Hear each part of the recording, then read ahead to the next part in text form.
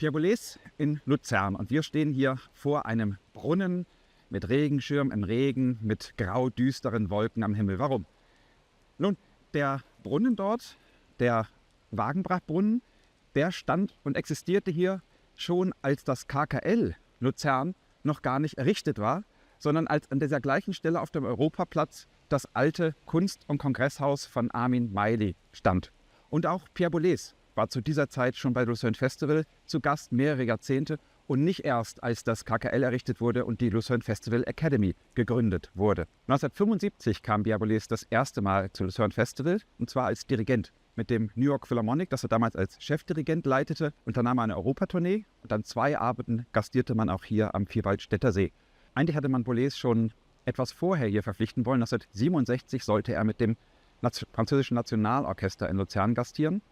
Er war mit Paul Sacher, dem Dirigenten und Musikmäzen, befreundet. Und dieser Paul Sacher, der war dann in die Programmkommission, also die Kommission, die die Programme, die künstlerische Entwicklung des Festivals mitbestimmte, in Luzern eingerückt und hatte unter anderem er Boulez vorgeschlagen.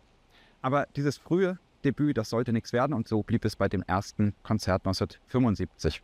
Pierre Boulez war damals ohnehin noch ein Wagnis, wenn man ihn einlud. Er war noch nicht der Grand Seigneur der Musik, der dann in seinen späten Lebensjahrzehnten sein sollte, sondern er war immer noch als Revoluzer verschrien. Als Dirigent setzte er sich für die zeitgenössische Musik ein, auch die klassische Moderne setzte er immer wieder auf die Programme. Mit neuen Konzertformaten versuchte er, den Klassikbetrieb aufzubrechen. Er liebte es zu polemisieren und zu provozieren in seinen Schriften, in Interviews. So brach er einen Vorschlag, die Opernhäuser einfach kurzerhand in die Luft zu jagen, weil man sie einfach nicht reformieren könne. Und das trug ihm dann übrigens in der Schweiz Jahrzehnte später, die Ausstellung stammt aus den 60er Jahren, noch ziemlich ein Unbill ein.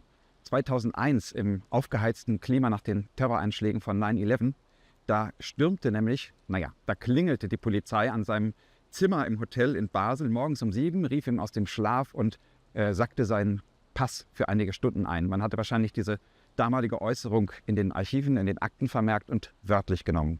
Wenn Boulez damals keine unumstrittene Figur war, dann zeigt sich das auch daran, dass die Berichterstattung sehr unterschiedlich ausfiel. Vor seinem ersten Konzert 1975, da gab es eine große Vorberichterstattung. Man war gespannt auf diesen Neuerer der Musik. Und nach dem Konzert fielen die Kritiken sehr geteilt aus. Die einen lobten, dass er neue Maßstabe gesetzt hat.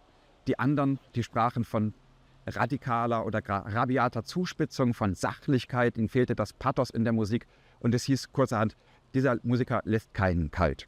Auch als Komponist war Pierre Boulez damals keineswegs unumstritten, und so ist auch kein Wunder, dass er sich eben erst als Dirigent in Luzern vorstellte und dann erst 1983, 8 Jahre später, als Komponist mit einem eigenen Porträtkonzert, mit Musik und im Gespräch mit dem befreundeten Paul Sacher. Eigens für dieses Konzert kam das damals schon berühmte Alban Berg Quartett nach Luzern und spielte genau 6 Minuten Boulez Musik. 2 Teile aus seinem Livre pour Quatuor, einem Work in Progress, das ziemlich anspruchsvoll ist, und darum mussten dieses Quartett auch die Stimmen auseinanderschneiden, neu zusammenkleben. Umblättern ließ sich nämlich nicht. Sie berichten, sie haben mit Rotstiften und anderen Farben die Stimmverläufe markiert, um überhaupt den Ablauf zu koordinieren. Ein riesiger Aufwand für 6 Minuten Boulez, und sie haben das Werk nie wieder gespielt danach. Zum Glück hat der Schweizer Rundfunk das damals mitgeschnitten, und so können wir das jetzt zum 100. Geburtstag von Pierre Boulez in unserer Reihe Stock Performances veröffentlichen. Nach diesen beiden Auftritten als Dirigent und dann als Komponist war Boulez ein regelmäßiger Gast in Luzern. In den 80ern war er hier zu Gast mit dem Ensemble Intercontemporain, mit der Berliner Philharmonikern, und den Wienern kam er in den 90ern mit dem London Symphony Orchester, und 2002 war Pierre Boulez hier sogar Composer in Residence. Und als dann ein Jahr später die Lucerne Festival Academy ins Leben gerufen wurde, da war er dann jeden Sommer 3 Wochen hier. Aber das ist eine andere Geschichte. Und die erzählt Ihnen mein Kollege Marc Sattler in einem anderen Beitrag unserer Serie.